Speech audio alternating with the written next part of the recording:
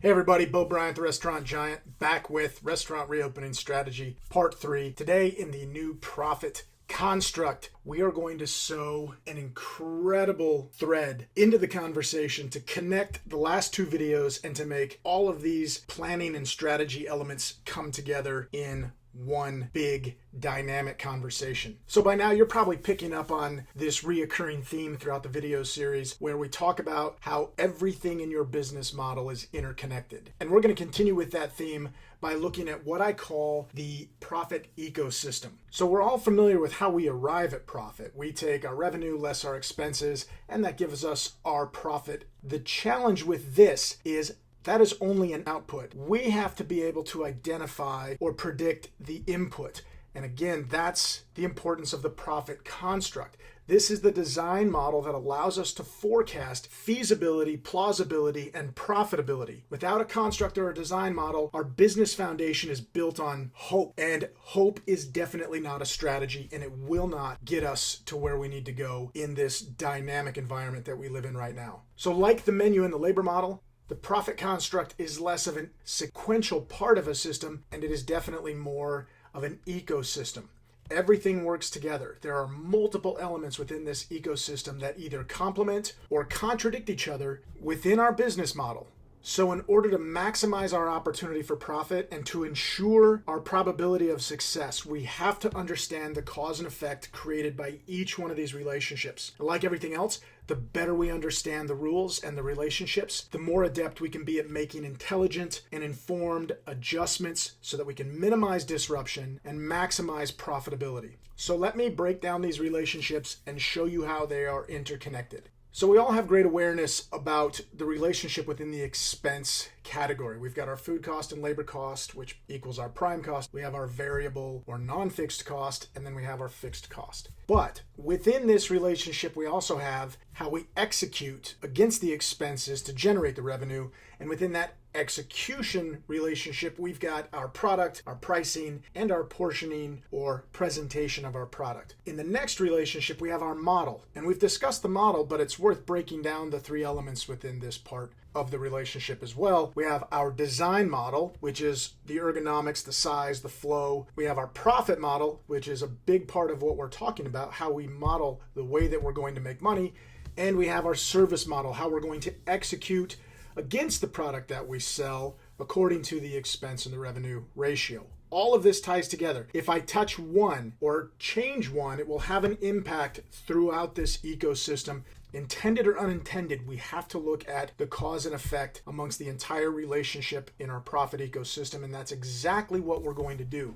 So we'll start with expenses first, but everybody needs to understand that we are not going to save our way back to prosperity. And I've seen operators throughout my entire career that are singularly focused on this concept of savings. But now, without revenue coming in the door, I'm sure everybody will finally see the importance of building a more balanced strategy with a focus equally applied towards savings and earnings. It's paramount. If we don't approach both, we will fail. So let's start with the savings. Looking at expenses at a high level, let's start by tackling the easy stuff and build up some momentum. So if you haven't already began some due diligence, let me make a recommendation that you do a very, very detailed P&L analysis of where your spend is. Go back through your expenses and reevaluate where you are spending and identify any things that you're paying for that you're either no longer using or that will no longer be relevant in your new go-forward strategy. As we get the small stuff out of the way, then we're going to need to start digging into the big stuff. So let's move right on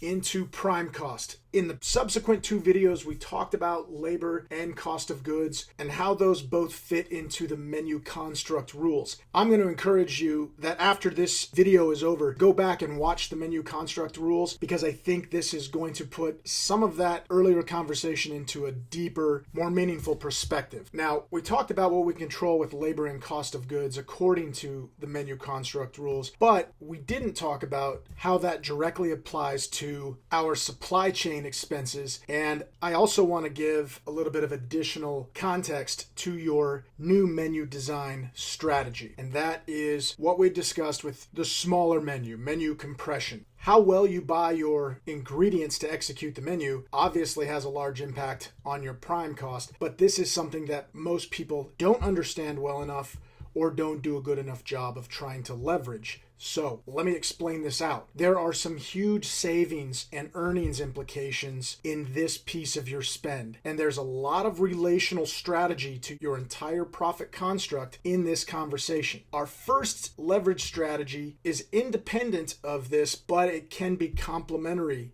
when it comes to our menu design. When we begin to design a smaller, tighter menu, we should get the benefit of efficiency, better control, better quality, reduced labor impact, all of these things that come from efficiency, lower cost of goods on hand, which generates more cash flow. But we also have to consider, where is our opportunity for consolidation? If I was buying from 5 vendors and I could make a much tighter menu based on the product that's available from 2 vendors, I'm now rolling up more product spend into each of those remaining 2 vendors. And that is going to give me leverage if I apply it properly, which brings us to negotiation. Just like us, there is no business out there that can afford to lose clients right now, and controlling that risk or the implication of losing a client will bring people to the negotiation table faster than ever before to reassess the value of that relationship. So this is by no means a squeeze strategy. This is a partnership opportunity. So please approach these negotiations accordingly. And like everything else I've shared with you, please do so by entering in knowing the strategy rules. I'm going to share some of them with you. I have worked vendor negotiation and supply chain management for over 20 years. I am giving you one drop of information out of bottomless chasm of knowledge that I have about this. So I ask that you use it respectfully and understand I'm teaching you this because I do not want your previous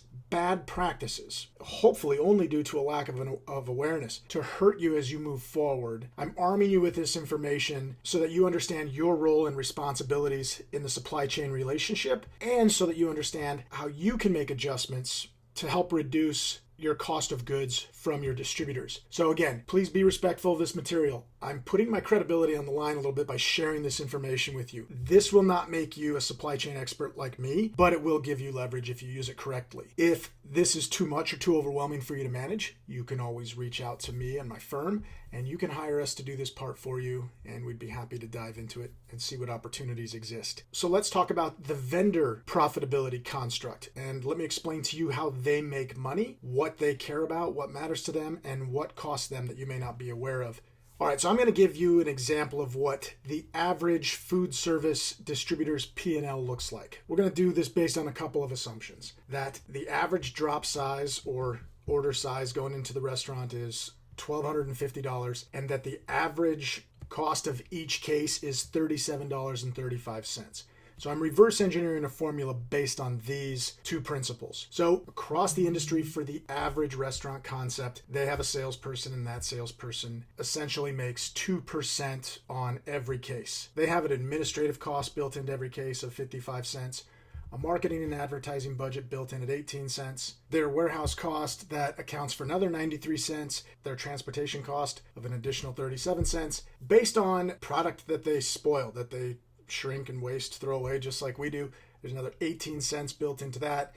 There's a finance cost because they give their customers terms, and there's a real cost to carry money, another 18 cents. They have some fixed costs, not too dissimilar to ours, with rent, occupancy cost. We'll put $1.12 on each case for that. But they also have a revenue stream that they make through marketing income that they get from big partners, big manufacturers, and that offsets a little bit of the burden by $1.12. So when we look at what the break-even strategy is for the average distributor, they've got to apply at least $3.26 on top of their cost, or an 8.5% margin on top of their costs, based on these assumptions of the drop size and the average case cost delivered into the door of the particular restaurant. So let's talk about how we can look at each one of these items to identify our leverage strategy. So the first part of our leverage strategy is we can increase our drop size through this vendor reduction strategy. Next, we can decrease the amount of weekly stops if we have not been doing that in a disciplined way.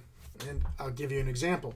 if we're just reactively ordering at the end of every day because our vendor's allowing us to take deliveries multiple times a week, when we could be taking deliveries 3 times a week, especially if that helped create a leverage proposition for us, I would encourage you to use PAR order guides and prep sheets so that you could do this intelligently, because to the distributor, if you can go from 4 $1,250 a week drops to 2 $2,500 a week drops, you've just doubled your spend with them as their ratio of expense. So that is an absolute leverage opportunity for you. Next, we can increase our case cost. And there's even a little caveat on this. That average case cost, one of the reckless things that I see operators do because of a lack of awareness is they buy what's called a split case.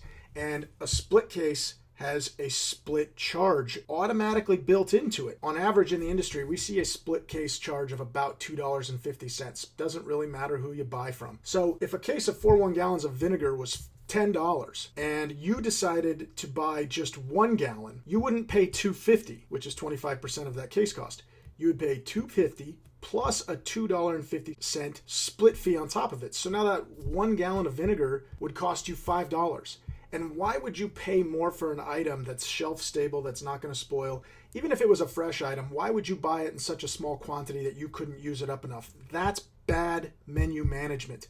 If you can't use products at a wholesale purchase level and you're trying to adjust your buy to more of a retail level of application, it means you're not moving enough of the product. It means you're not buying it right and that you didn't design the menu right. This is really important to understand. And look, this isn't the fault of the distributor. This is an opportunity cost, but it's also a recovery cost. When distributors split these cases that come in easy to transport cardboard boxes and start breaking them out into 1 gallons each, those gallons get broken on the truck. There's additional waste and shrinkage that comes from that, and they've got to roll that back into the total return on investment that they get out of selling each product. So I'm not vilifying them, but I'm also not condoning this behavior to the operator. Next is our opportunity to reduce service time.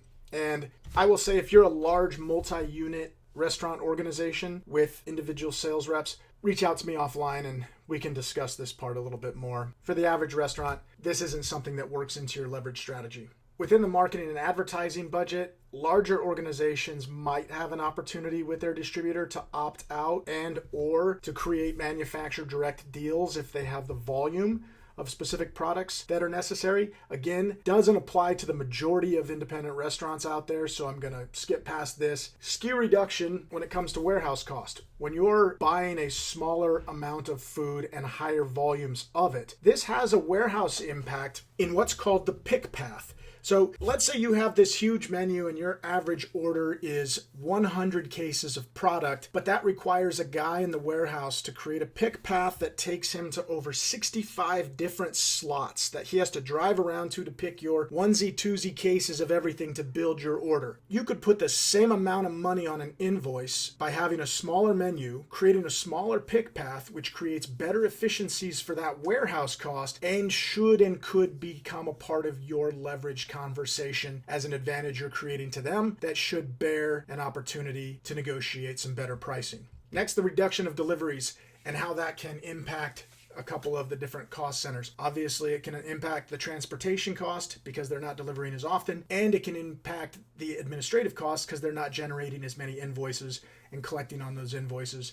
So there's more advantage to it than just increasing the drop size or reducing the number of days a week. Next, we've got returns, rejections, and inconsistency in your purchasing behavior. This has a direct impact on the warehouse cost and transportation. For a driver to round trip a product, that has a real cost. For the warehouse to receive it back, check it, make sure that the product didn't violate a cold chain in custody and that it can go back into the slot. All of that is time and labor that oftentimes comes from just a lack of preparedness on the operator's side. So if you did a great job of convincing your distributor that you've created these new practices, best practices, and ordering procedures in order to create maximum efficiency for both parties, you're going to get a partner that starts shaking their head and buys into the opportunity of investing in you in the form of creating a reduction in your overall pricing strategy from them. Next, we have ACH. That's an automated clearinghouse. That is you giving the distributor the ability to pull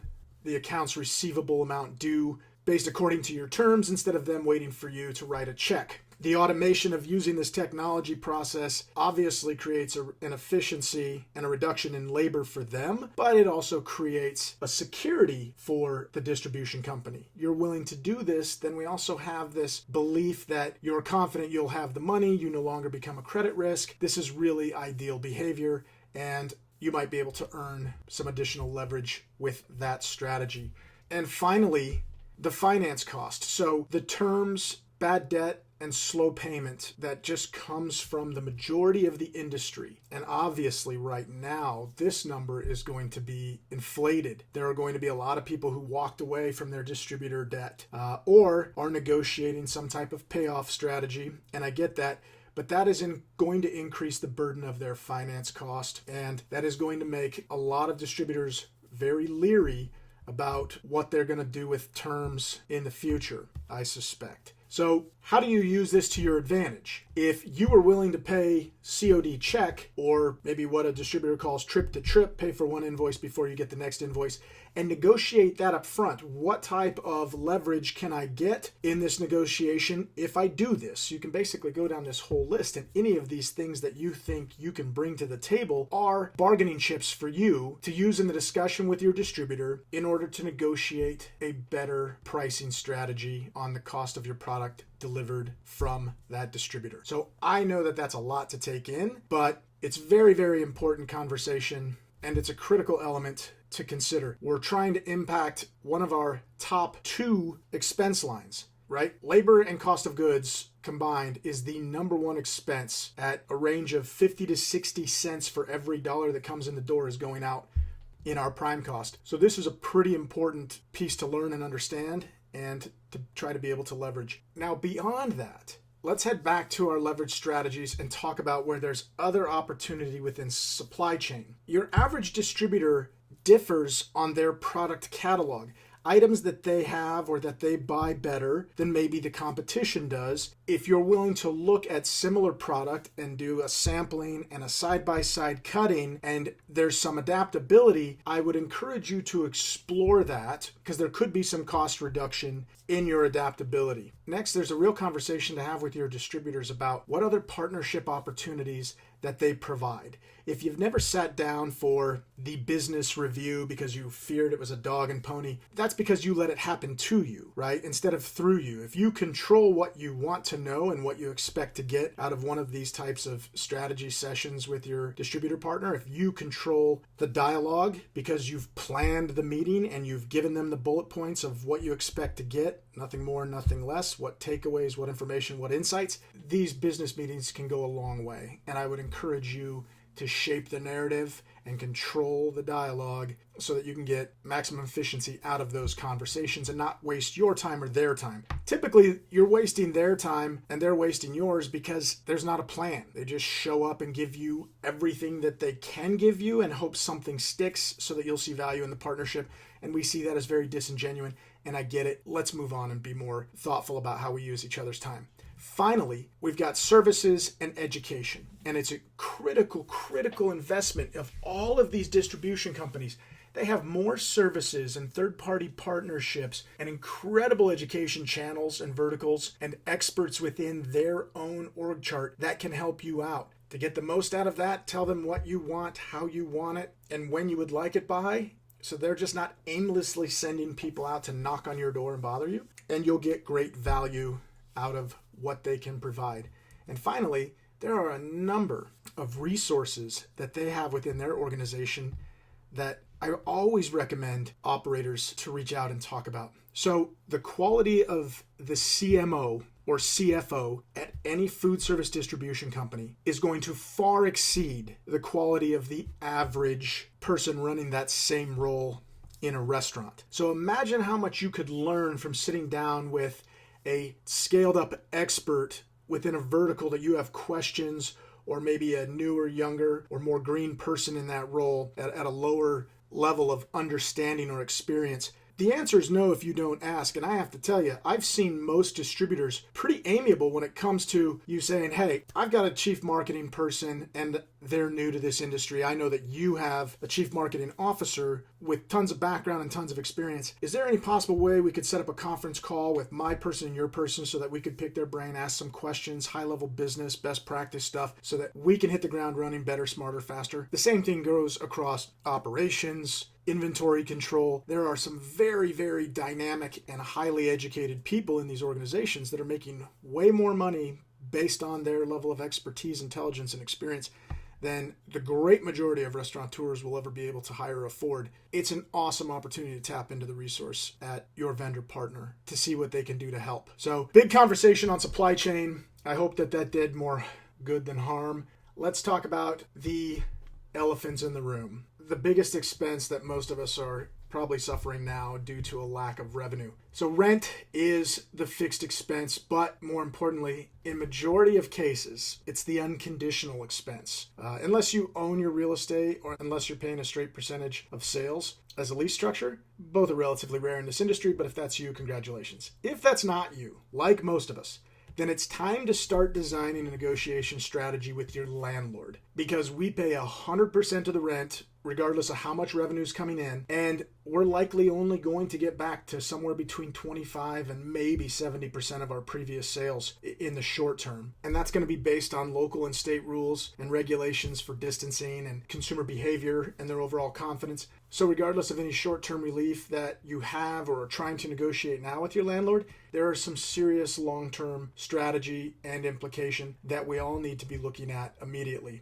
And look, landlords may not have much of an appetite left for helping out over a more extended short-term or even a long-term, but the answer is definitely no if you don't ask. So I recommend approaching your landlord with a strategy. You might be more successful if you try to create a win-win versus putting your hand out or expecting charity or forgiveness. So let me give you an example of what I'm talking about. If you were to look at historical sales in your business pre-COVID, and you were to identify that your rent was right where it should have been at about 7% of your total sales, you might be able to use that and suggest to your landlord that they help you out in the short term by restructuring your lease to a percentage to sales deal. That would favor you in the recovery period and could favor your landlord post-recovery. Once business gets back, that might require you to negotiate a little bit higher of a rate than that previous 7%, and I certainly wouldn't push for any greater than 8%, but it could have a long-term impact on the landlord,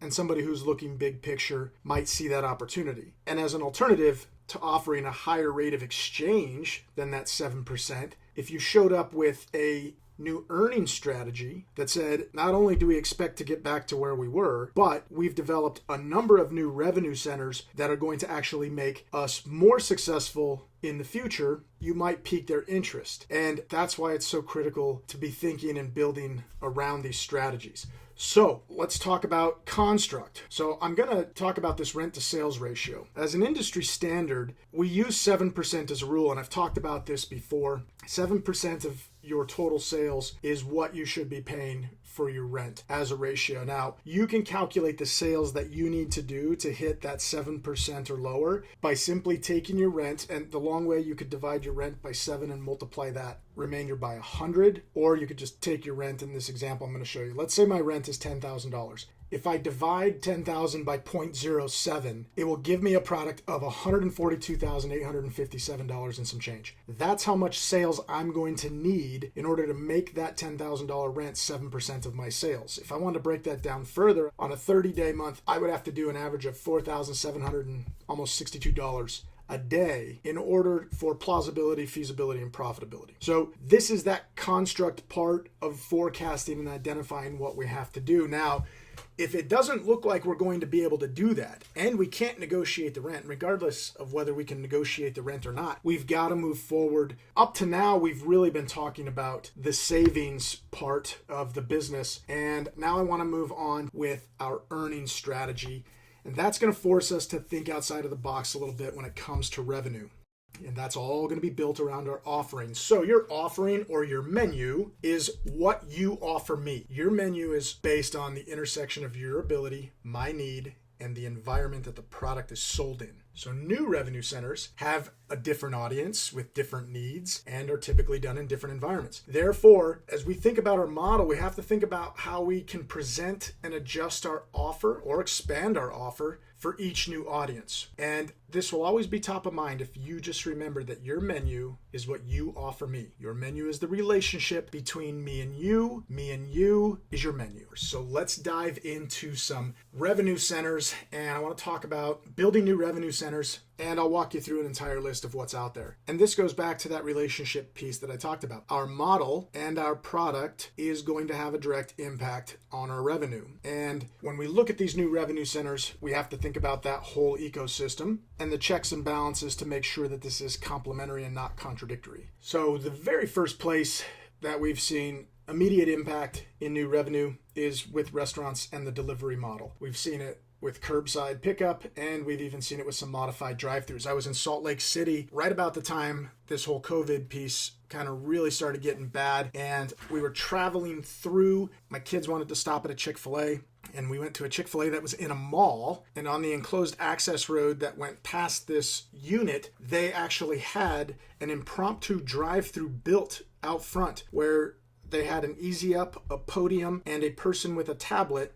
Not too dissimilar to what you see if you go to In-N-Out Burger and they have a really long line. Somebody will actually jump ahead of the menu ordering board with a tablet and go further down the row of cars and start manually taking the orders. So Chick-fil-A did this where they didn't have a drive-thru. They would come up to your window, you'd roll down the window, they'd punch in your order, it'd go back to the kitchen. You would pull your car forward up to the front of this curbside parking area and wait for your order while the next car would pull forward, place their order. When the order was ready, somebody would come out of the restaurant with it in a bag. They would come to your car, they would ask your name, they would drop it off. And I thought it was really genius as a modified drive-thru option. And that might be something short-term that will stick with a number of concepts. Additionally, we got to rethink our model, and we talked about this within our menu and our offering as it applies to catering, as it applies to on-site food, as it applies to drop-offs, venue and event space, and looking at opportunities to maybe negotiate with a venue or an event space where you can sell fully catered meals at a different venue.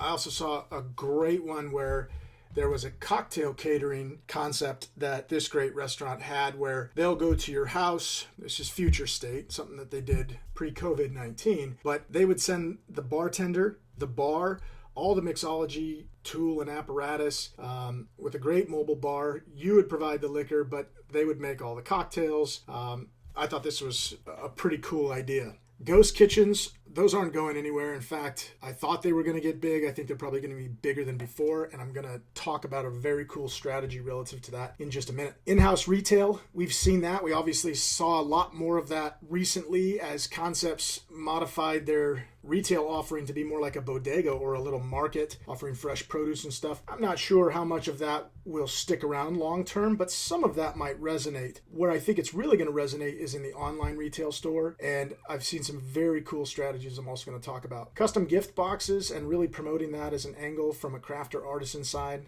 Cooking schools, nothing new, but off-hour opportunity. A lot of people at home, a lot of people trying to figure out how to cook. The cooking school can be done traditionally. It could be done as a private chef lesson in the restaurant or at the person's home. That could become a new revenue center. And you could find a duality in that. You could record any cooking lessons, or you could just do your own cooking lessons without an audience, load them up on YouTube, monetize a channel, and literally find multiple different angles to create new revenue centers. Off-hour subletting, I've seen this. It's not for everybody, but restaurants that are just two-part breakfast concept, breakfast and lunch, have offered to sublet their space for catering companies, startup companies, bakers, people that can be in there on hours that aren't conflicting with your hours, and a relatively small investment in storage space with refrigeration and dry storage, if space permits, to be able to allow people to sublet on a daily, weekly, monthly, or longer term sublet. Pretty interesting idea. And one of the coolest ideas I think I heard this year was offering a club membership, which in the application that I saw, it was designed more for high-end restaurants like fine dining, where you, at a steakhouse, for example, you would offer a club membership where you buy $1,000 worth of credit at the lowest entry level of this membership, and you'll get $1,300 worth of spend on your membership card in the restaurant. $2,500 would get you $3,000. 5,000 would get you 6,000. There was a ratio. It was really, really dynamic and very interesting, and a great way for some seed capital, some early money up front that didn't have to be paid off until it was executed against. And that's fits in line with some marketing strategies and stuff that I really like. So the club membership was definitely a cool idea. But I want to dive into 3 of these specifically that I like and that I can forecast will have a big change in the marketplace. So there are already a whole lot of operators that are getting savvy to this new delivery model because the rules have changed. Third party to first party. 30% fees are no longer sustainable. They weren't sustainable before. They're definitely not sustainable now. So people will be moving away from these third-party platforms. And what you pay for in third party is, yes, their market reach, for them to set you up an online ordering platform and for them to deliver the food. But I've already shown in a previous video how you can build a free online ordering platform through Gloria Foods that I don't make any money on, by the way. And through that ordering app and through what we see statistically from customers say, the majority of customers say, 64% say they would prefer to order from the restaurant directly versus a third-party app. So we already know that there's a desire there. We know that we've drug our feet because of the cost. But look, if you're already absorbing 30%, do you not think you could do that better? The consumer's already told you that they've got an appetite to pay ridiculous fees to get the food delivered to them. And more now than ever, we got a plan that this is going to be the new way forward for an indefinite amount of time. But also by owning and controlling our own delivery model, we can control the experience. We can control the guest engagement, how the staff looks, what they show up to work wearing, how they interact with the guest, the messaging, future promotion during the handoff. There's a lot of really critical control pieces. Again, we see that the consumer has that delivery cost tolerance now, and we've learned from these third parties about how to manage the flexed cost model. And when we offer the food, if there's price increases based on volume for the delivery fee, etc. The insurance cost, this obviously varies by state and it varies by how the vehicle structure is done through the business. If it's company-owned vehicles supplied to the staff has a different implication in insurance cost than if it's the staff's own car.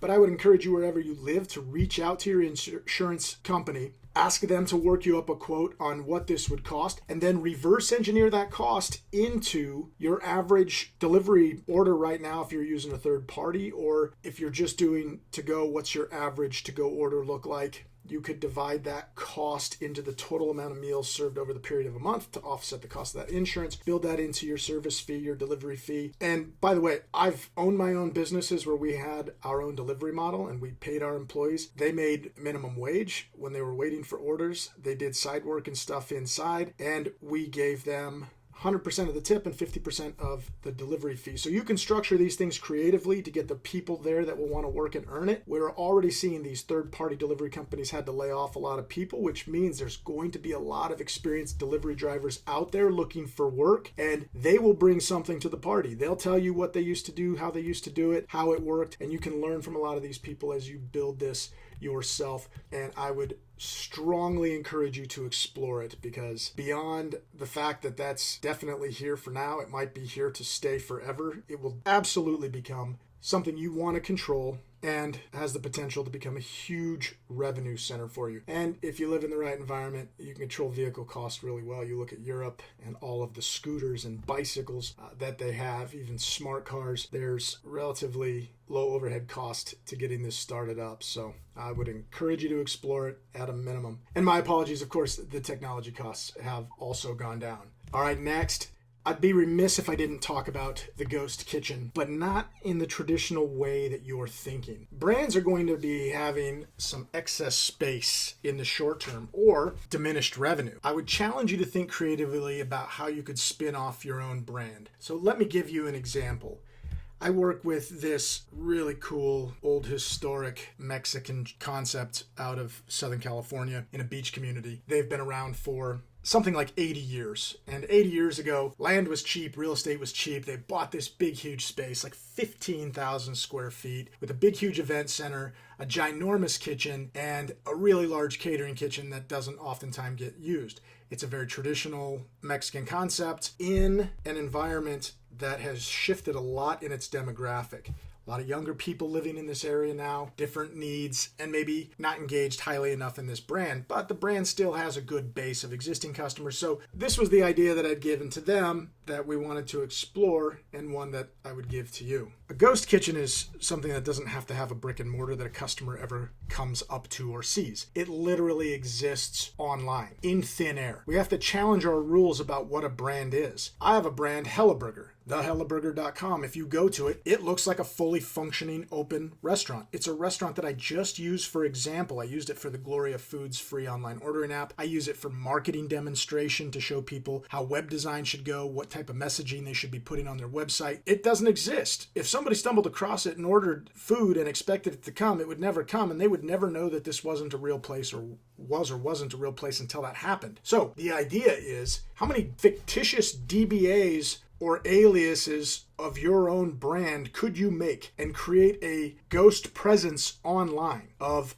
a non-brick and mortar restaurant under a different name, with different branding, different plate presentation, different offering, maybe even a different segment of business altogether, if you could pull it off, but it comes out of your same location, by your same people, and it's done with your same core product. Now that sounds crazy, let me explain. So this Mexican concept, I said, could we do a vegan Mexican taco shop based off the ingredients that you just have, build a whole brand around it, a different brand identity, a different logo, load it up on the third-party delivery apps, and test to see how it goes? It could be the exact same product you have on your menu under your vegan or vegetarian offering with a different name. Copy and paste, put it on a different brand, put it up in the third-party platforms, and see how it does. You could even market it independently as your own model and see how it does. And there's nothing to stop you from testing multiple concepts. You could do an authentic Mexican taqueria in this same example, where it's a lot of your same product, just reimagined, repurposed, replated, but all with the same ingredients.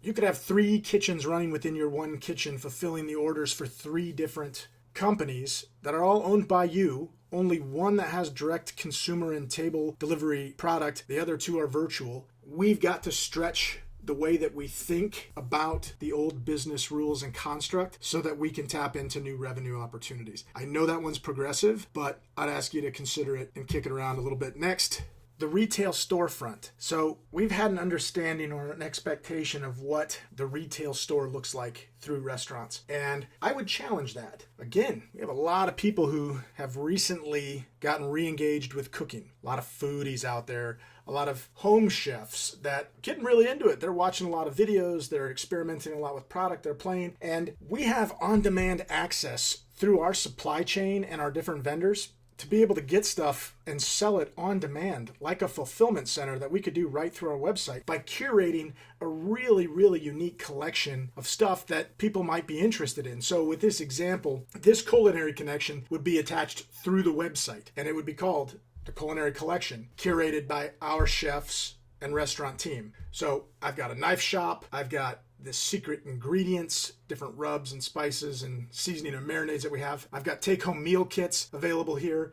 I've got really cool widgets and bar supplies, artisan dining from really cool fine china and cool china patterns, gift boxes, something that we could promote crazily, like place an order for a friend for a gift box. How many people are locked in for their birthday right now? How much would they love to get a gift box from their favorite restaurant that's a meal for 2, prime aged steaks? Think a la Blue Apron, and why you couldn't curate a really, really badass gift box, charcuterie, cheese board, whatever it happens to be, with the board included and a knife included, and people could order gifts through you. You become the fulfillment center, you ship it out. People don't need it to happen within 24 hours from order to the time it's delivered. There's some really cool tech tools that we're aware of in the industry. My Nova immersion circulator that I use for sous vide dishes is one of the coolest items ever. I could order it through my distributor, have it tomorrow, fulfill the order, leave it in the same box, put a label on it, ship it to somebody, and put a good markup on it, and I'm literally already paid for it before I buy it. Same thing with cookware. Think about all the really cool pots and pans and stuff that we get, whisks, spoodles, cake spatulas, silpats, all the cool stuff that we have access to every day of the week that people can't go out and buy right now at their local shop. And if you look at how much they're paying for these items at a local shop, you could knock a couple points off of that and still make a ton of money. And then finally, I think there's a really cool part of the brand that's rolled up into what influences you. So to have a curated collection of cookbooks that you also make available that influence the flavors and the tastes in your restaurant. I would love to go shop at this store if I saw this store. This is absolutely fictitious. I've never seen this. I just made this up. I curated this page myself, but I would love to shop here. And if I knew a restaurant had that, man, I would be all in on it. So again, just another idea. We're entrepreneurs first. We know how to make businesses. We know how to sell stuff. We know how to brand and merchandise things. This would be exceptional in my book for the right person. Regardless of the idea or any of these ideas, the important piece that I hope you'll take away in this new profit construct piece is the importance of understanding what your profit construct looks like today and what you'll need to do to develop that multifaceted strategy around making adjustments towards your expenses and developing those new revenue centers in order to get through this transition that's impacting our business. And hopefully some of these ideas and these new ways of thinking will, I'm sure, make us more successful in the future. So I hope you got a lot of value. I feel like I packed a lot into it. I know this episode was long. Unlike the last episode, I'm not apologizing for that. This is my heart and soul for free that I'm taking out of my brain and giving to you. I hope you appreciate that. And I hope you'll stay tuned for our restaurant reopening strategy part 4, where we're going to dive into the new marketing construct. The world, according to marketing, has changed and will likely have changed forever. So we got to know what those changes look like, how we're going to react, how we're going to create genuine, measurable ROI on every single marketing element that we expense moving forward. That's all I got. I appreciate everybody tuning in, and stay tuned for the next episode. Talk to you soon. As always, if you have any questions, comments, or feedback, post it below. Stay safe. Keep working on your strategies and planning. And I hope to hear great success stories coming from you. Talk to you soon.